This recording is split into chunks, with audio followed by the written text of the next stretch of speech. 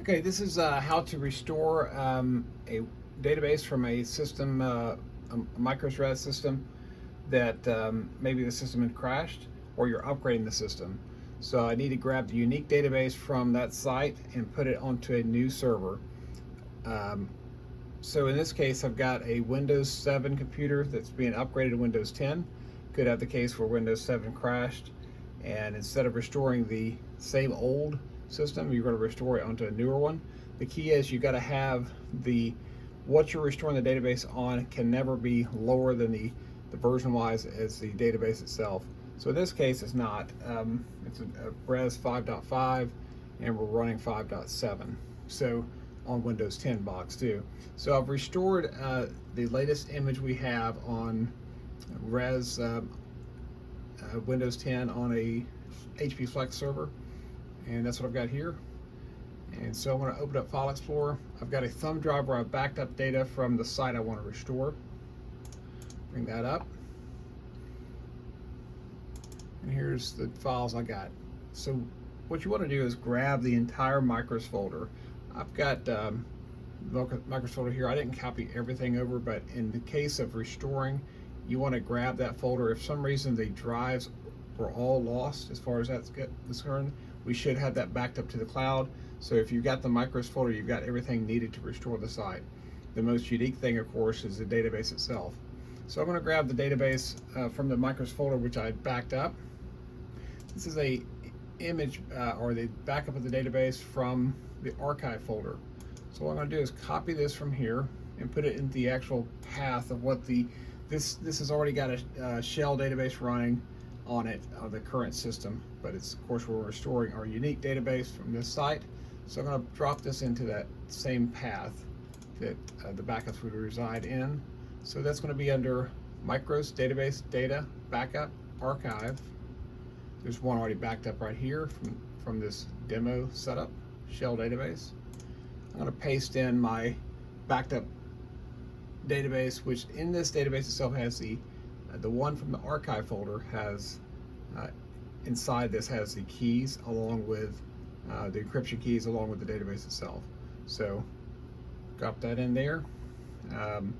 Next step is to do a set name, because what we want to do is the current system right now is running the actual server name is Micros 5.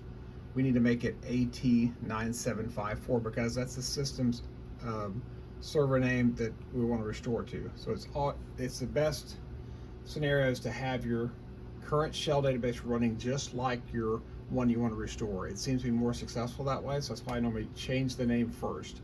There's a file that helps you do that, because that is not just changing the server name, it changes the registry. There's several entries in there along with SQL entries as far as the server name.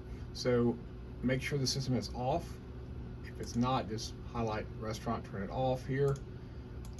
And then we're going to go to Micros, Res, POS, Etsy.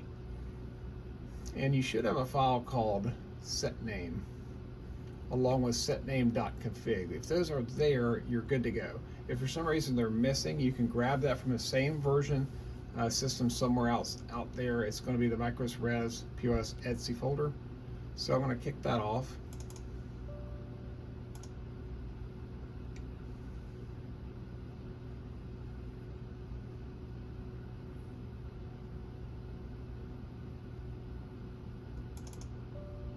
Try that again.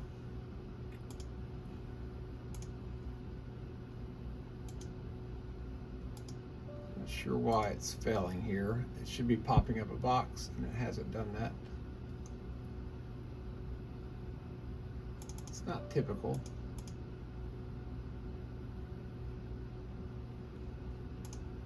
So I kicked that off a couple of times. I need to kill one of those. This is a little sluggish. Not typical to do that, so no big deal. It should be fine. AT9754. So, and actually, you notice I've got this running several other times to make sure we stop that. That may trip it up. It just had a lag there for some odd reason. So We've got just one running there. There's the server name I want it to be. Hit OK.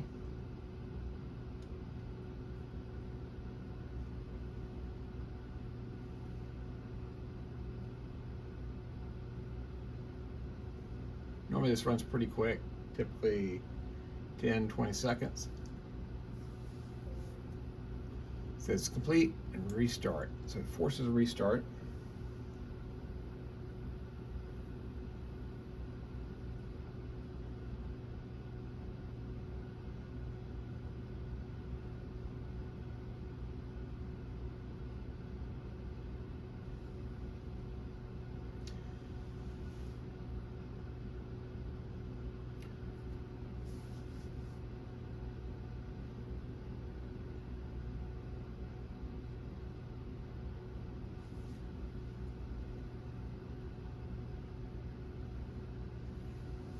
I think in this case I've got this extended boot up here on the BIOS setup, so it's a little slow, but it's getting there.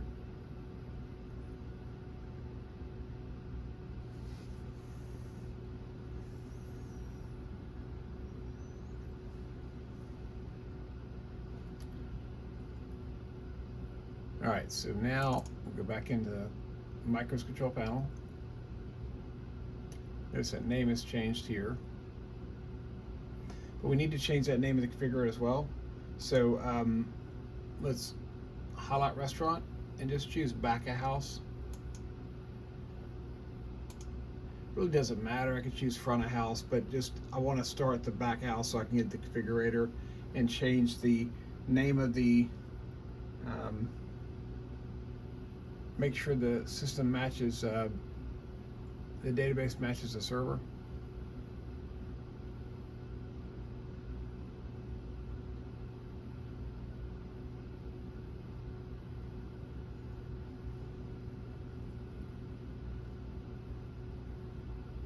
It should, of course, match here.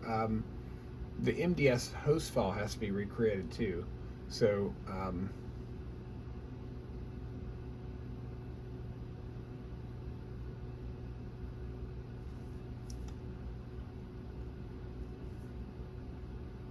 well, actually, I take that back. They won't match because right now we have this shell database running, and we're going to match the name of the database that we're going to restore. It's going to basically write over it. So it seems to be more successful when you have a current database that has the same name already configured in it. MDS host files were you built, then you drop the actual restore the database that you want to have. So the first time it boots up here, it's probably a little sluggish because it's got MDS host that's not matching the server name, but it should come up like this. And then we bring up the configurator.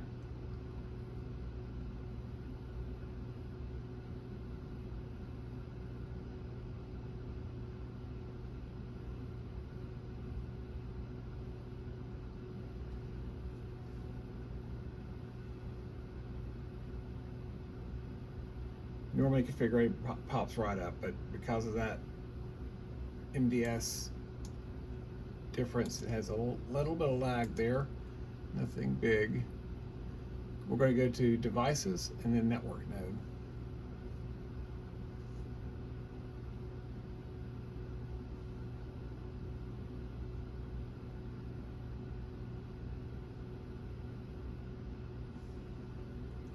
Okay, and this we want this to match.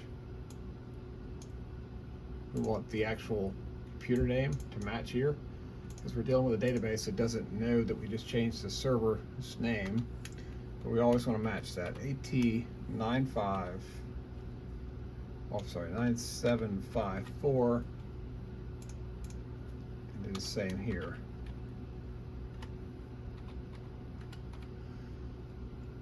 There are rare cases where this is actually a different name. It doesn't have to be the same name, but it's rare. These should be the same name. This matches this. So be sure to change both of those. Update host file. This will push this name into the actual Windows native host file, and then that will create actually a new MDS host file that has this server name in it. That's what we want to get to before we store the database. So now that we've done that, we can exit that. Exit out configurator and then go into close down these. We can go ahead and close that. Has that strange lag just to the MDS host is not matching yet. Turn this off.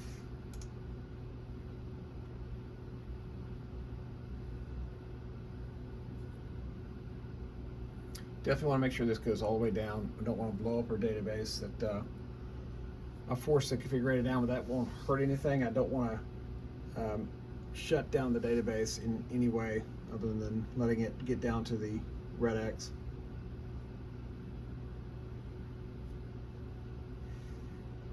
Just gotta be patient with it if it's slow. One thing I've learned is rushing something can blow it up and make it much worse. Let's go restart.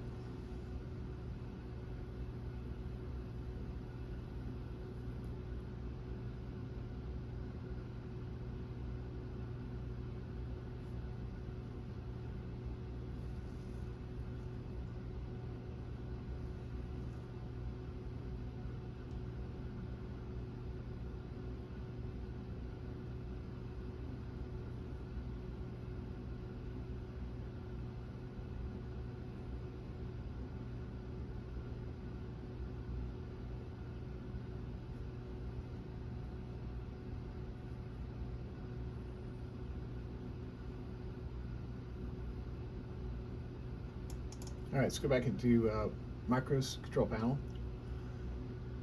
It doesn't auto start, so we got to kick this off. Let's go to kick up front of house is fine.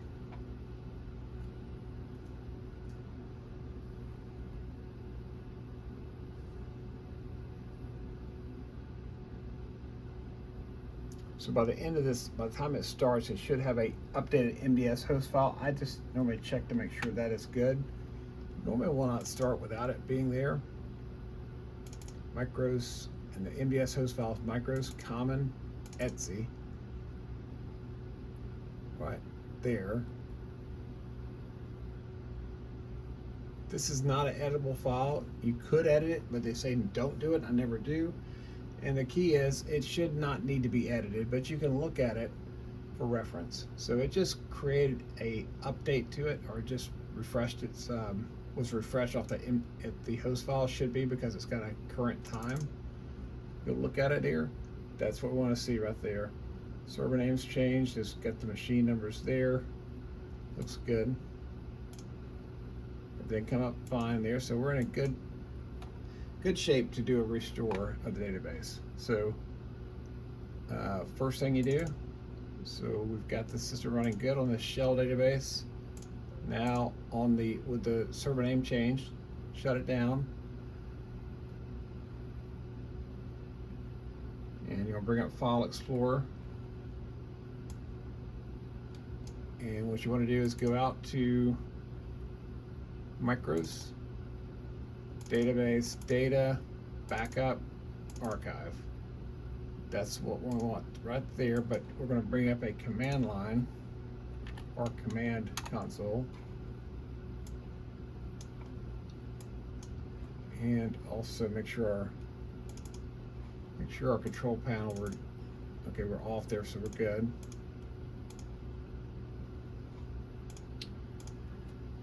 All right, DM stands for Database Manager -U is actually the upgrade command. And then I'm going to grab this and drag it over. This makes a lot less typing, so you could obviously type it out. But this is a Database Manager command to restore this database here, and once it does that, it will upgrade it. So it does the keys first, because it's a different encryption keys on this current database. Restores that first, restores the database, then upgrades it. So that looks good. Hit enter. that will kick up this graphical screen here, and it decompresses, then it restores encryption keys. Once that's done, it says complete. That's really if it gets past there, you're normally good. So obviously if you have a good solid database, it'll do a rebuild or do a restore, and then it'll do an upgrade.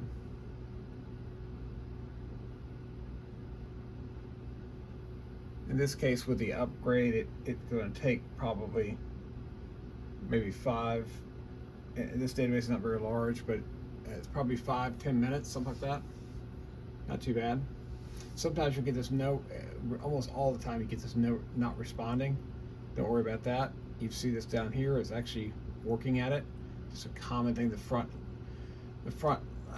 in application, this sort of looks like it's not doing anything, but it definitely is.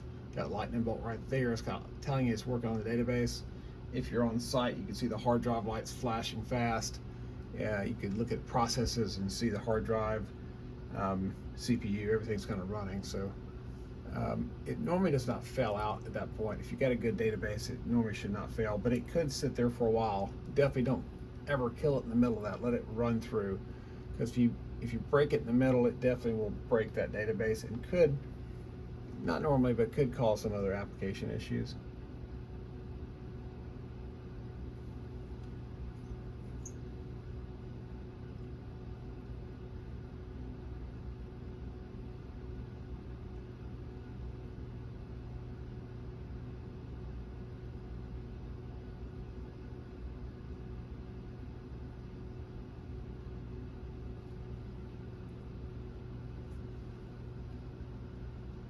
All right, so while that's going on, we can also do a few other things that's really needed on any time you're doing this, because every site's unique. It's got unique reports, there's unique script files, things like that. To keep things simple here, I won't go into all the details with it, but I'm going to go to this drive I've got connected, and there is, bring up another window here. So we're not going to touch the database area, so it's doing it's restoring there. So we'll leave that it won't affect us restoring other files to that directory. All right, so here's my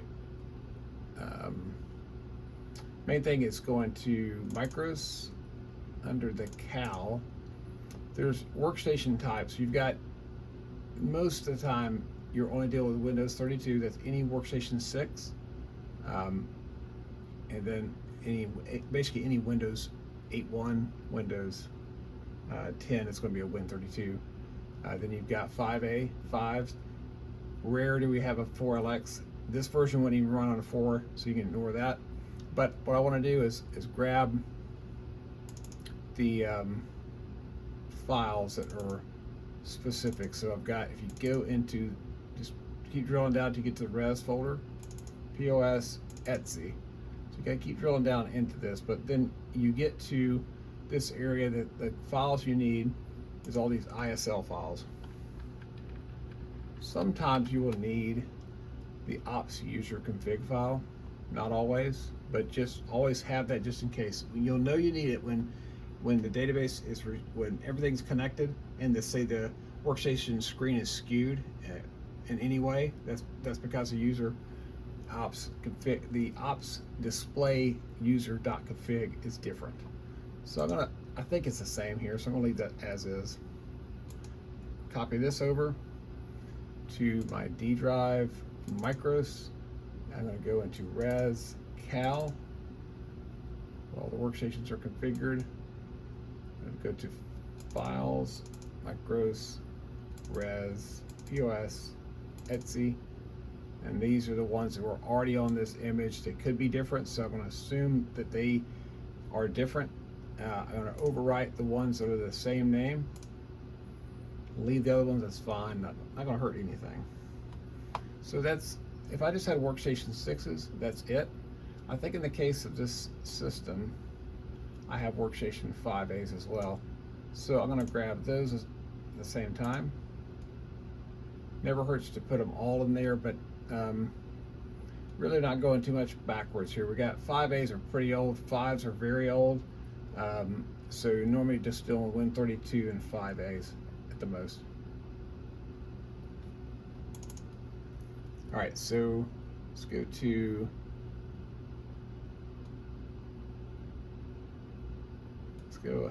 let's go under files. So you have Etsy, all these here, all the ISL files. Has to do with, you know, tip percentage, things like that, gift cards, other things, any kind of interface, custom interface into MicrosRes. That's what it needs, these ISL files. Grab those and want to drop those into the 5A folder.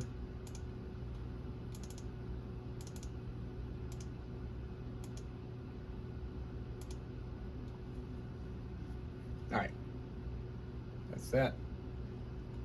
I'm also going to grab the same ones, which will be the same in this case, that I'll grab those and I'll make sure that they're in the Etsy folder of the res.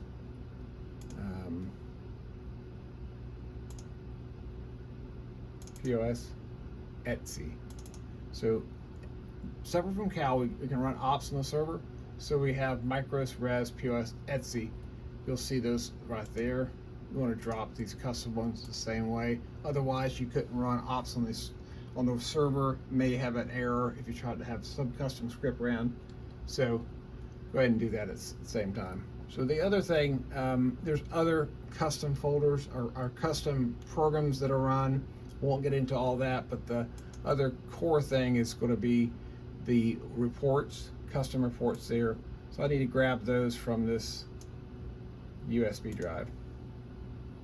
So let's go there and find the reports under the Micros reports, and I'm just going to grab not all the standard reports, but the custom reports. These are the custom under Micros reports. These are the ones for the back office. Copy that and drop that into MicrosRes POS reports right there. And I want to just drop that whole folder. Place any ones that are different, that's fine. And then I want to grab the custom one that's within this 40 column. Copy that. Drop them in here. Place in the same names. That's good. All right, so got that restored. Reports are there, the scripts are there that are needed for the .isl files. That's good for the workstations. That should bring front of house up. We have credit cards that need to be restored. That's a lengthy process.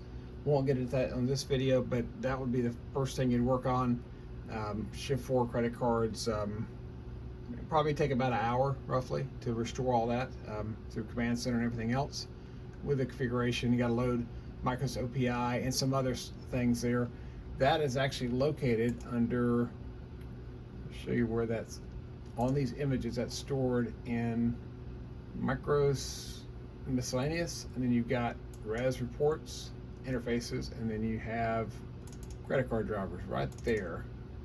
And there's a step-by-step process. There's some README documents here, something that definitely would need to be done here to make it fully functional. But once you get the credit cards done, you're really ready to go. So we're talking about restoring an image on a Flex server is probably a 20-minute process. Doing what we're doing here is probably maybe a 20-minute process getting all that on, and then you got maybe a 45 minutes to an hour probably with all the running into a hiccup, UTG stuff. That amount of time probably to get everything running as far as credit cards are concerned. So it's updating the database now. It's still not done, but should be done here shortly. Once this is done, you reboot it, you run a transaction, make sure everything's good. The one thing you want to always do is never connect the workstations while this is going on. So now, it's not a big deal, of course, if you have a crash site, but it can be in the sense that if they're running offline transactions, that could pull in the middle of the process. If you're upgrading a site, if something goes wrong in this, you definitely want to connect the old server back up instead of having them down while they're supposed to be open. And if you connect this, it'll start running Cal and other things. So then you have to maybe format the workstation, so it ends up being a much more of a mess than if you've got a upgrade you're trying to do and it blows up, no big deal. Offline transactions, if they're crashed, could be a big deal. So just make sure the workstations are not connected to the server in any way until you're 100% that you're running operations on the correct database. Then you can start connecting workstations. And I normally would suggest connecting one workstation first, and if everything goes well, then connect the rest. Just because if it's something goes wrong, you in an upgrade process, you could blow up a site and have them down for a shift. So once this is done, we'll reboot and should be good to go. I'll go ahead and cut this video at this point because it should be fine. I don't expect to have any issues with this once it's completed updating. That's it. That's how you restore a new image and grab the old database and bring up res system. Thanks.